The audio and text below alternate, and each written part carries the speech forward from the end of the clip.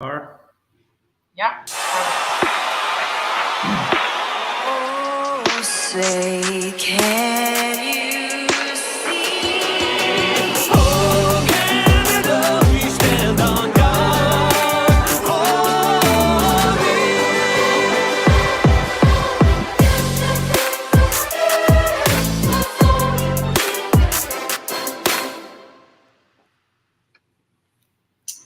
Hello, everyone, and happy Thursday. It's finally starting to cool off, isn't it, Ricardo?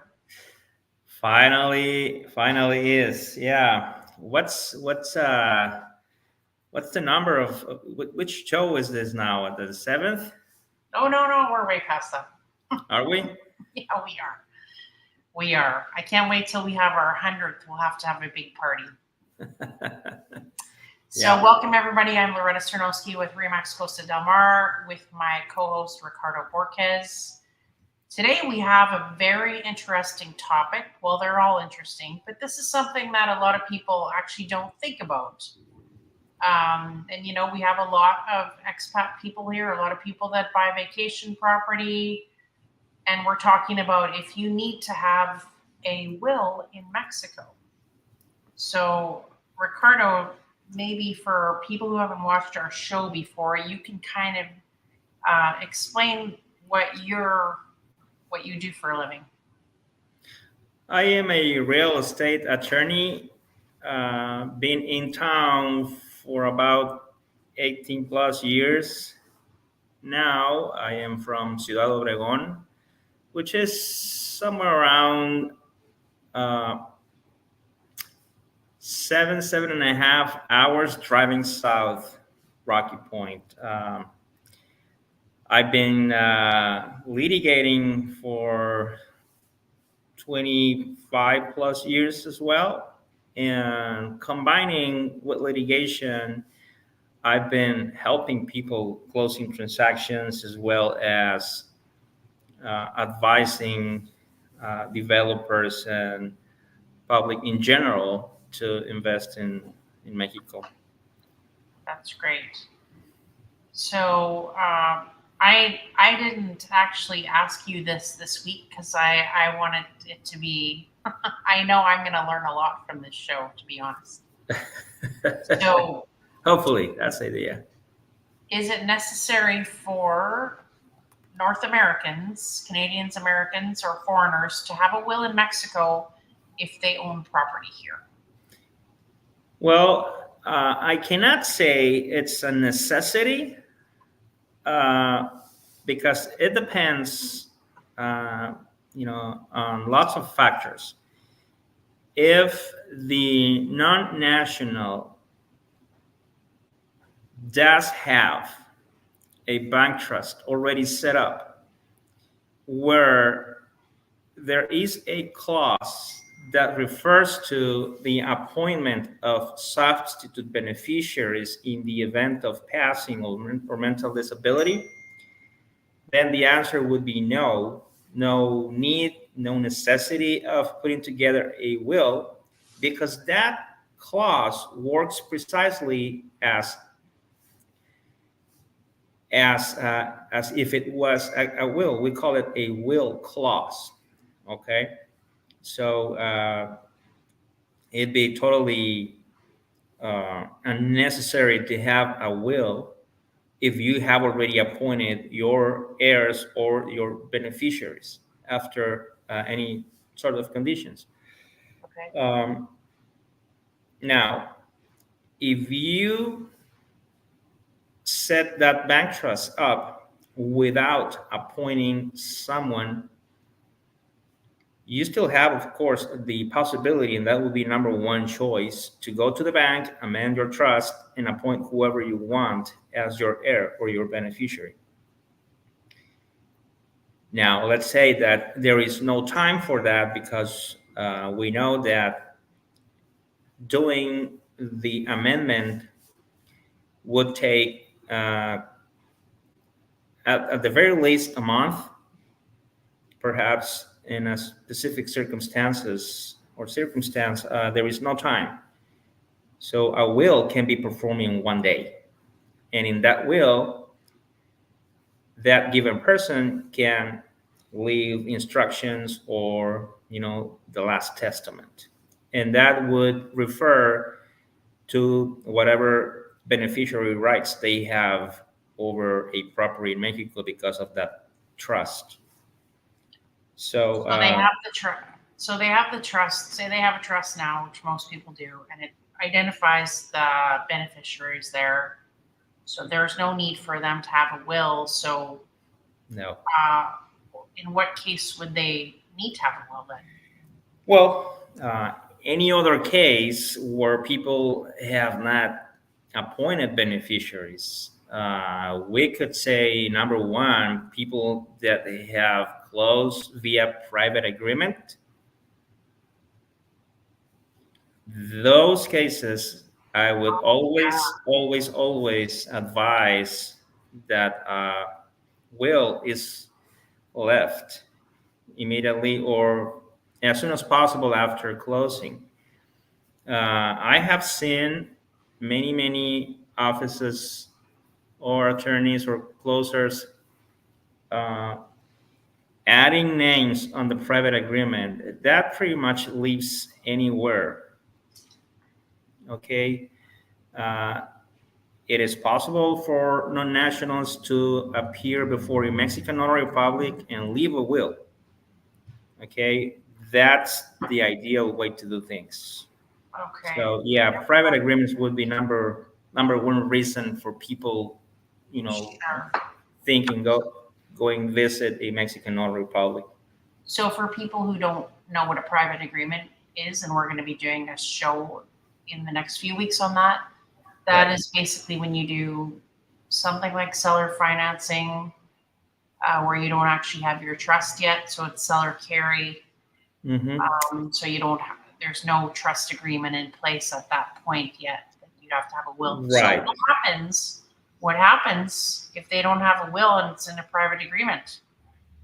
If the transaction was reflected in a private agreement, um, that means a lot. I mean, in terms of legality, both seller and buyer can always prove the transaction.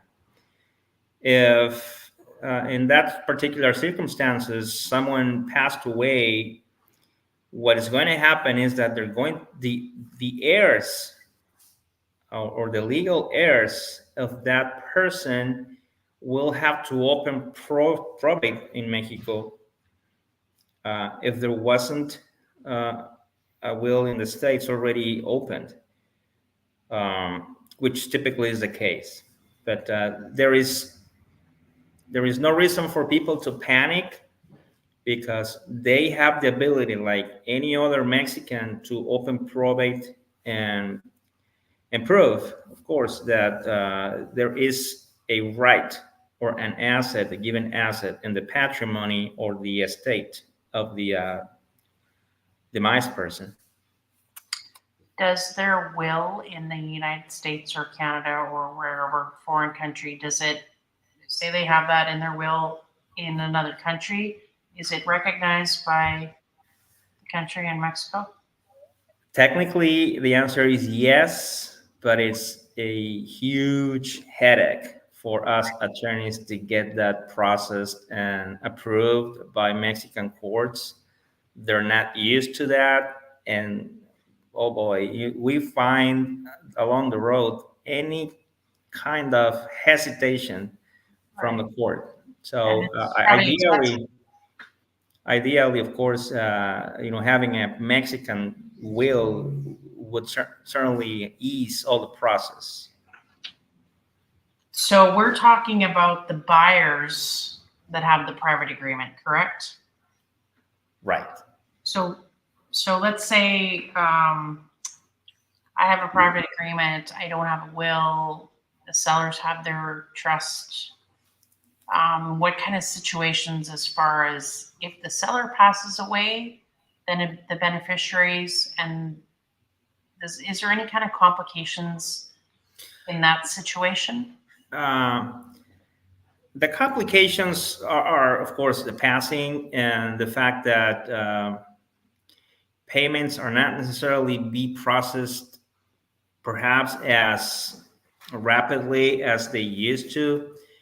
Um, it will there will be a time of stress and uncertainty until the heirs and the buyers get together and come up with vias to or information for sellers to pay for buyers to pay.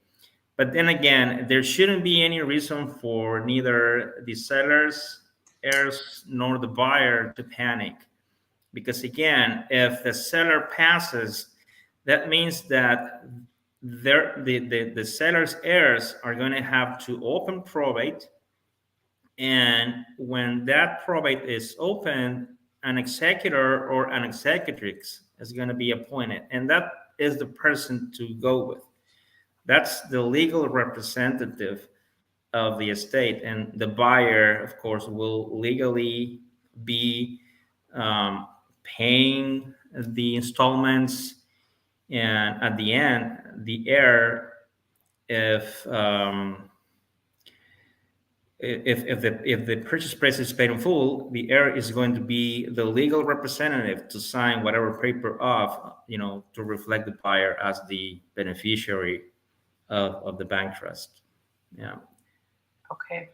And so What I'm trying to say is the transactions do not, or the agreements do not disappear from the legal world because of the passing of one of the parties or all of the parties. The rights and obligations are going to pass to the heirs. So in case of seller, the heirs would have the obligation to transfer whatever rights the seller had.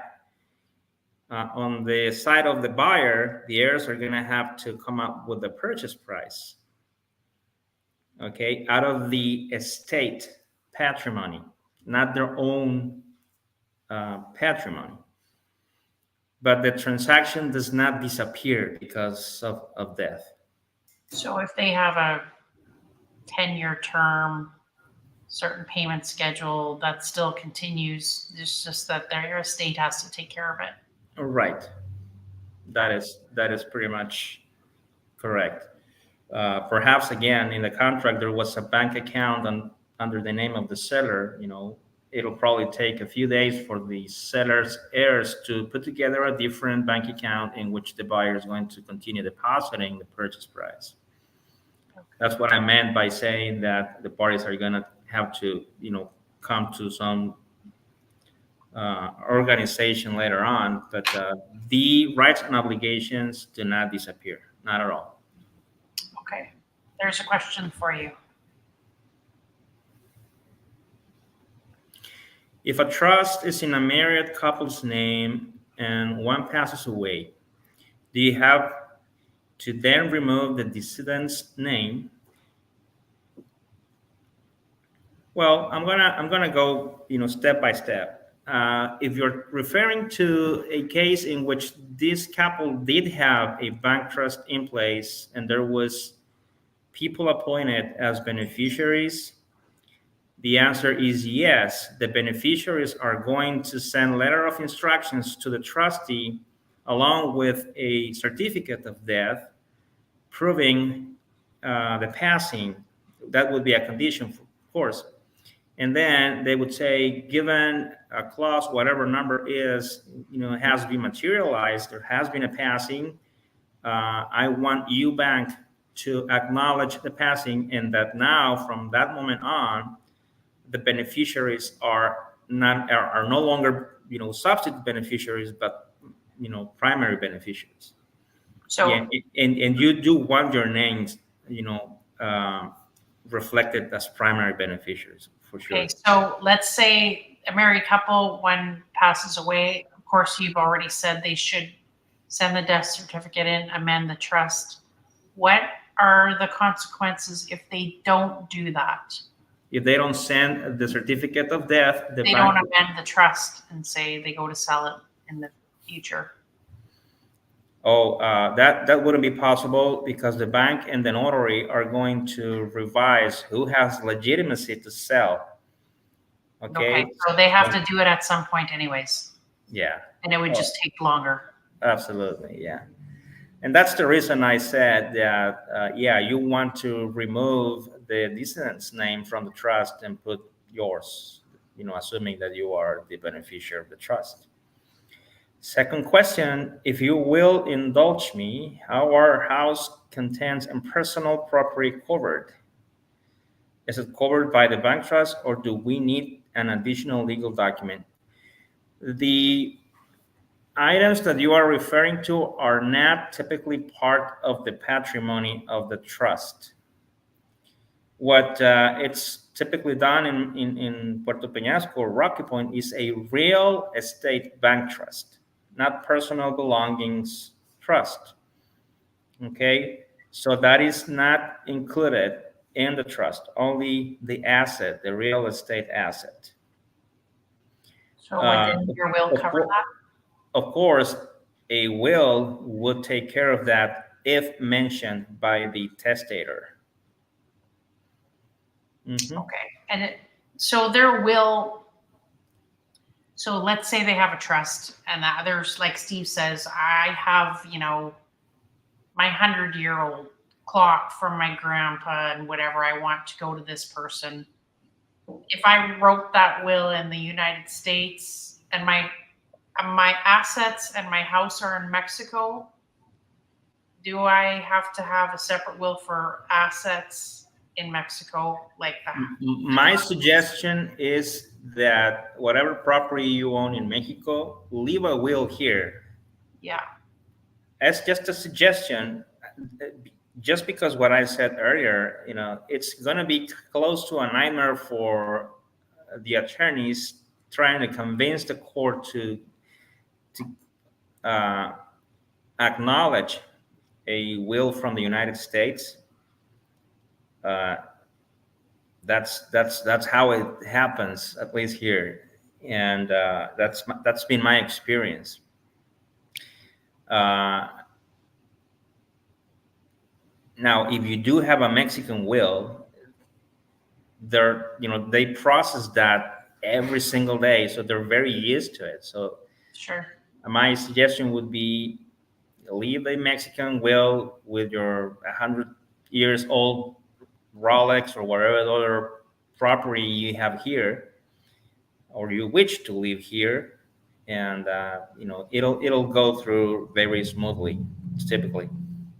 What else would you say should be in that will besides like personal belongings and your property? The house is covered by the trust. The stuff in the house that you want. What other assets are important to put in a will in Mexico? You could do whatever you have, either That's here. right, even if you had it somewhere else, but probably if you would have the same problems we have here in Mexico if you lived something in a Mexican will and you want to probate that in, say, Russia, or I would go by the usage of each country. So you can leave cars, you can leave jewelry, you can leave money, you can leave bank accounts, you can leave whatever you want. Now, typically, we try to make things as easy as possible, believe it or not. And what we suggest people to do when going to a Mexican or Republic to leave a will is just make make everything as general as possible. For instance, I am leaving any present and any future right asset or whatever belonging of me exists to someone, XYZ person. So if you refer to present assets or belongings and future, you cover whatever you have now and whatever you may have in the future. Okay. Um, what? So Let's Uh, talk let about me, the special considerations or requirements or documents yeah, but required. just give me one quick sec before going there. Let's say that we are, let's say, which is very typical. Let's say that we are closing on a transaction in a development that are the bank trusts are yet not ready. Say promissory agreement. Okay, Okay. so in between the moment you close today and probably the moment your trust is available, let's say that are 6 months. So you don't want to be uncertain of what could happen to you in that lapse of time. So that would be an ideal example for me to bring it up and advise people on leaving wills. Here, they can go to the notary and say, "Look, I just signed and closed via private agreement with a promissory agreement and a promissory note.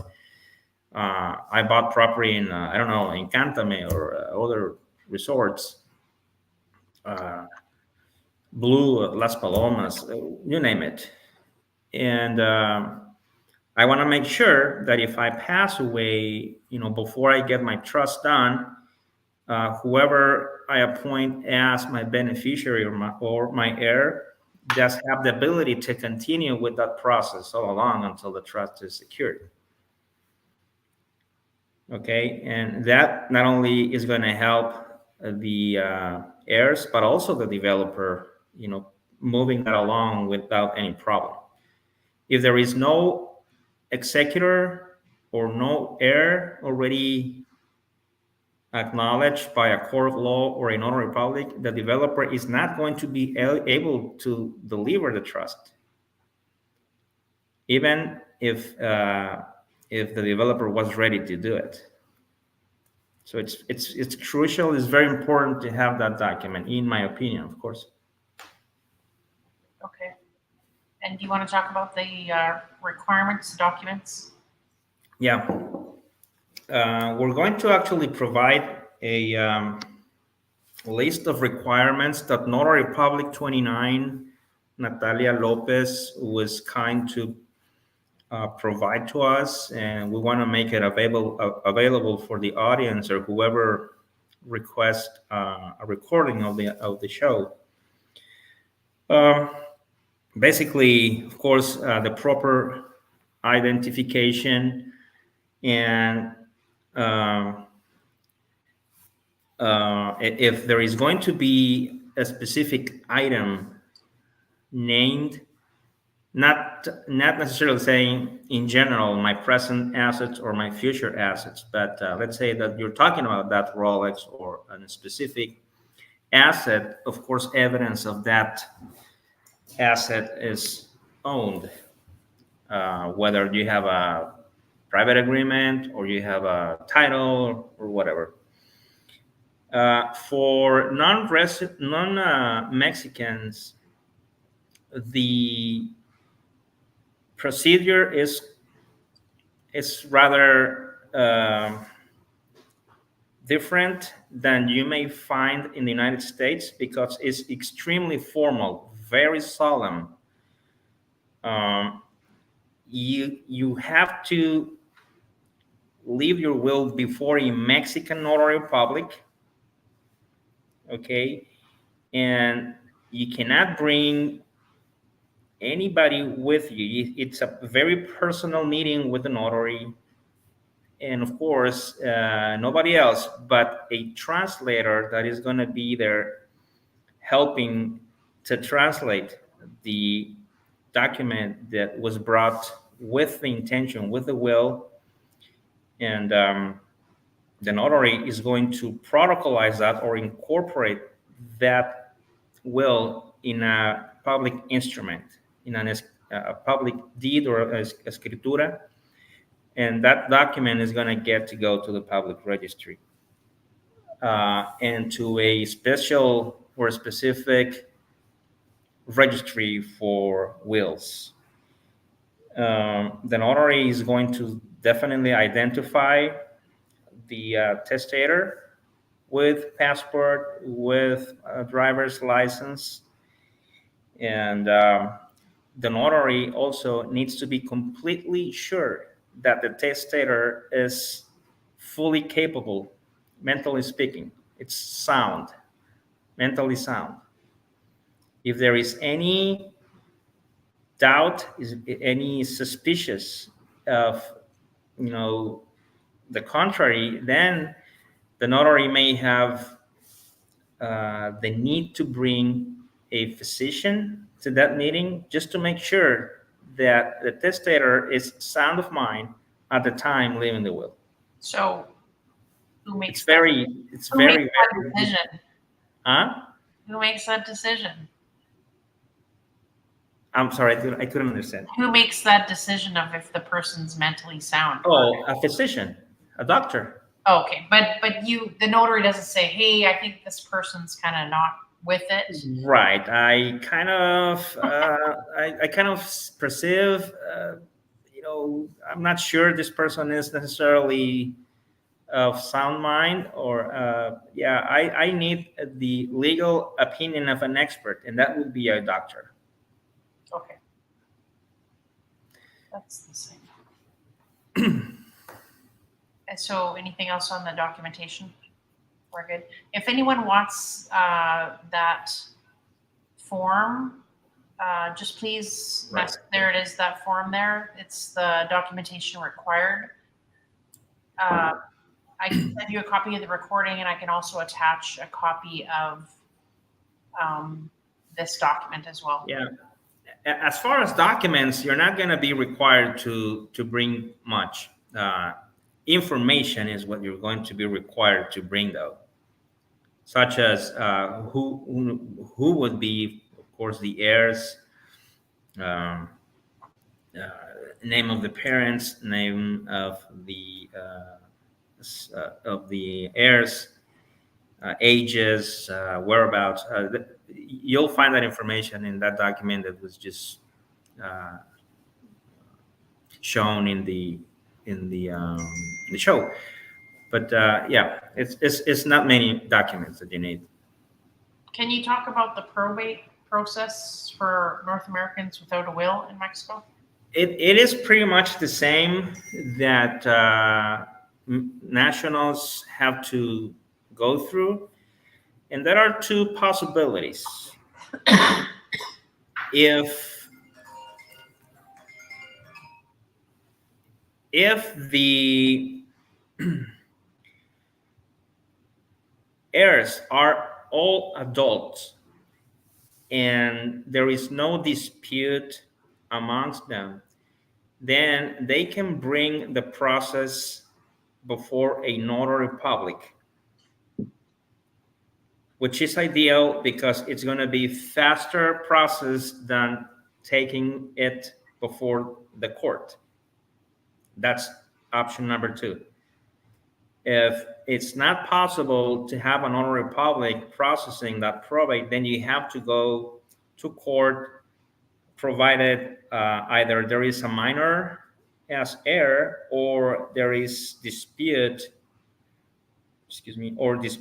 between the heirs. In those two circumstances, you do have to go and take that process via court. So if it's court, any process, a document needs to be produced informing the court or the notary that a certain person passed away and certain person either left or didn't leave a will. If that person did leave a will, it's going to be a testamentary process. And of course, if there is no will, we call it intestado. I'm not sure how to pronounce that in English, but It's the same.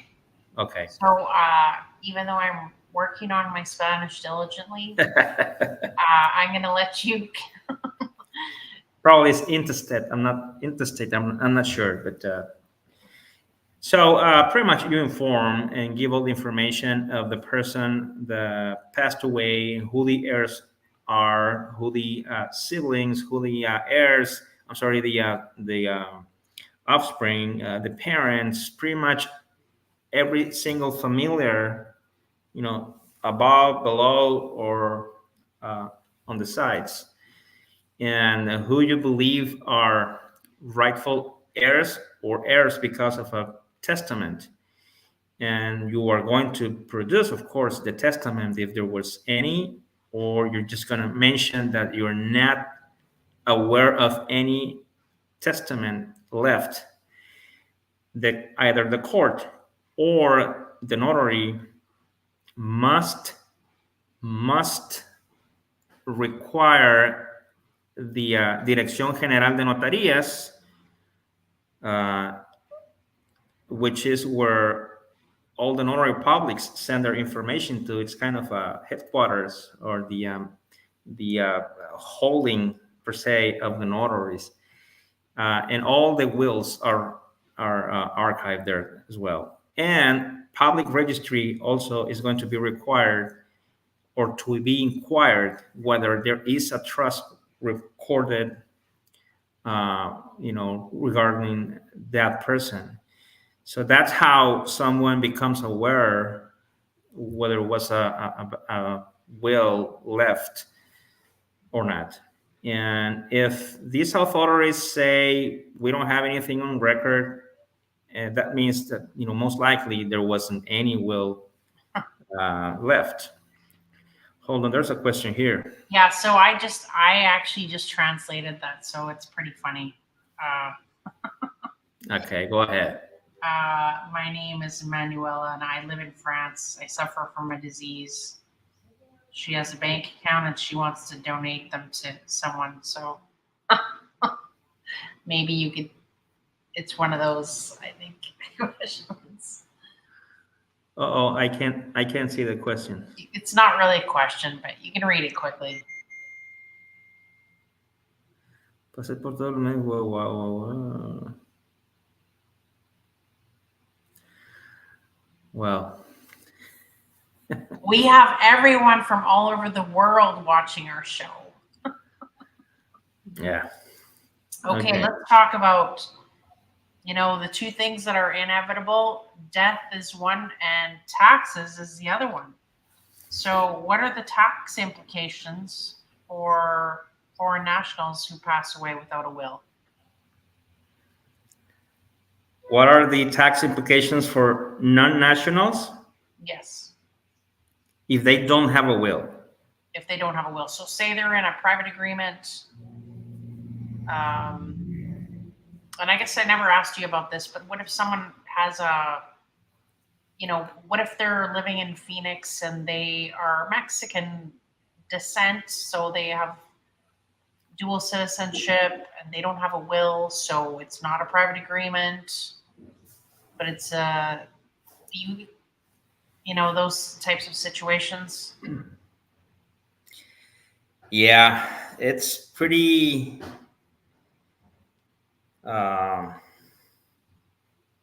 what's the word?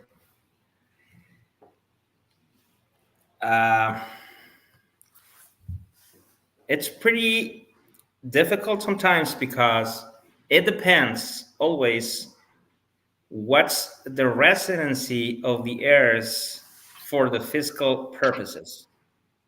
Okay, in Mexico, if you receive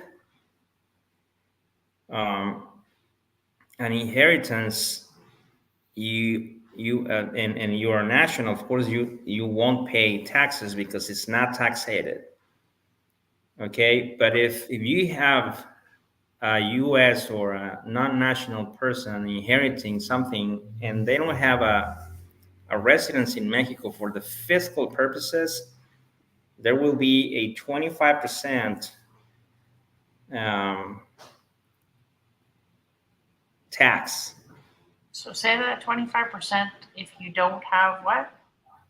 A Mexican residency, but not the residency you get because you go to the immigration office. You have to be a resident for the fiscal purposes.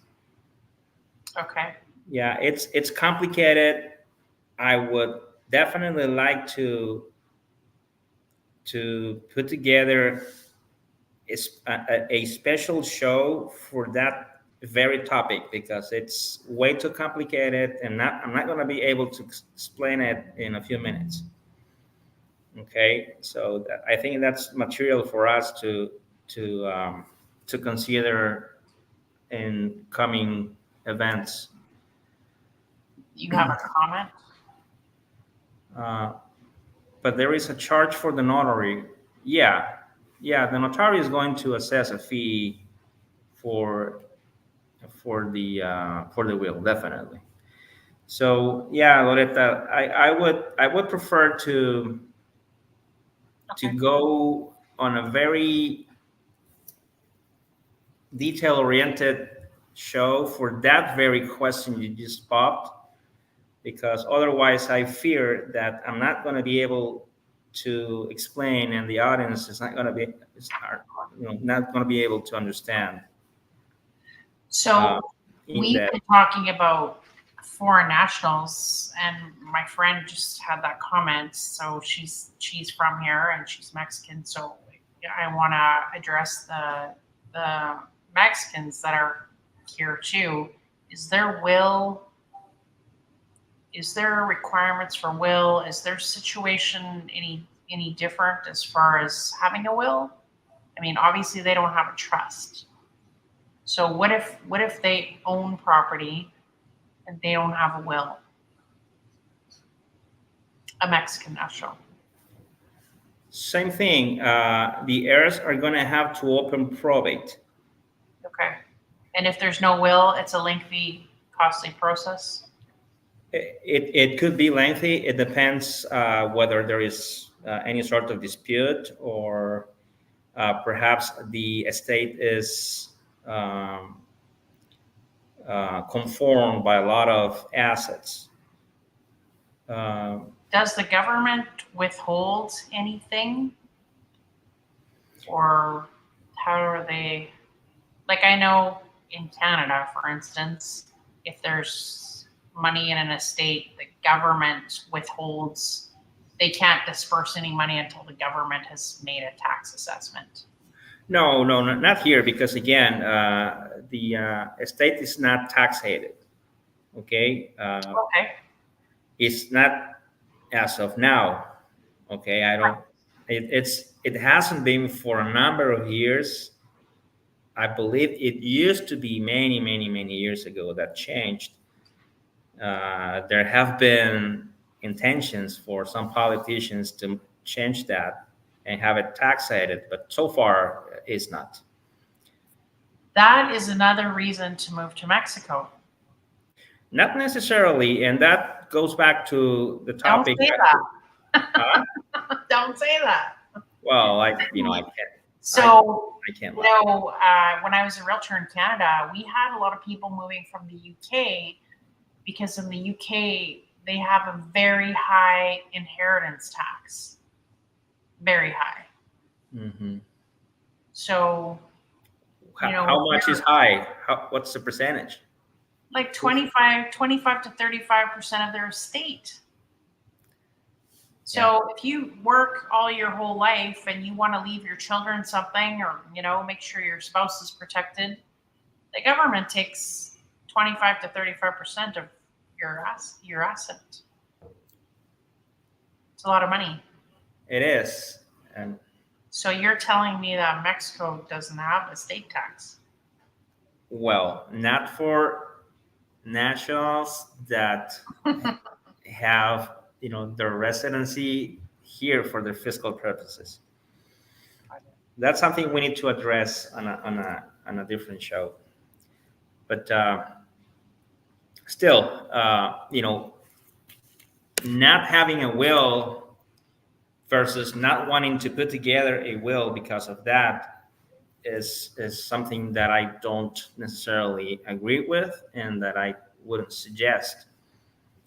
Putting together the will is going to ease a lot of things for the people left behind. Of course.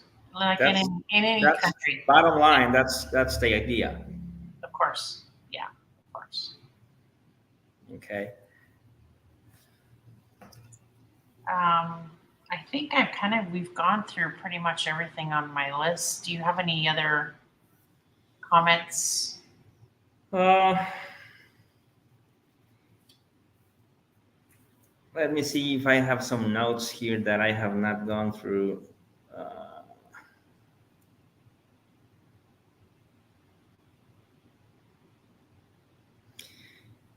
there's a question that I have here. It says, are there any common misconceptions or myths about wills and inheritance for North Americans or not nationals in Mexico? I would have to say there are several, but most importantly, two of those would be that number one, non-nationals cannot leave a will in Mexico. That's wrong. Uh, and number two is that they don't need one. Right. Okay. And the last one is, I think, is out there because, as we know, typically all of the non-Mexicans investors are going to end up having a bank trust with beneficiaries appointed there. In that very case, of course, there is no need of a will. But if someone is not in that scenario, then you have to have, well, you don't have to have, I'm sorry, but you should have a will in place. You can have one and you should have one. Question. So in North America, there's like a do not resuscitate thing that you sign like as a person. So if you get in a car accident or whatever, you do not want to be resuscitated. If they sign that in the United States and they're in Mexico, or they live in Mexico now, is there something like that here, or does their American like there are laws for that. I'm not particularly savvy about that, so your job is to find out, and we can. Yeah, I will. Glad that you brought that up. It'll help me, knowing better, and of course, it'll help the audience to understand that. I am certain that our laws. I'm just not aware of all of them and the detail. And so, yeah, we could talk about that and things like, organ donor and all that kind of stuff. Right. On the, not pleasant to talk about. But we do have that kind of laws. It's just I'm not familiar with them. Okay. Well, we promise everyone we're going to get more information on that. I promise that, yeah. Okay, I think that's all for questions. I know everyone's all the Americans are ready to go watch football. So next Thursday, we don't know exactly who, but we're going to have some information on the tourism forum that's coming up on September 28th and 29th? I think so. Yeah, so I will, for those who want it, we'll send the recording out. Like I said, if you want that form for the documentation required for a will, or if you have any questions, you can obviously reach out to Ricardo. I don't know if you want to address, is there any kind of, is there a variance in fees as far as when someone gets a will done, or? Yeah, the notarios are going to assess that based on what it's at stake, what it's within the testament. Every notary is going to put together that quote for that. Mm-hmm. Okay, and how long does it take if they have all their documentation, how long does it take to get a will? in 1 day, 2 days. Okay. That's Yeah, it's fast. It's fast. Okay, my friend. Thank you so much, and thanks everyone for tonight. And we will see you guys next week. Thank you all.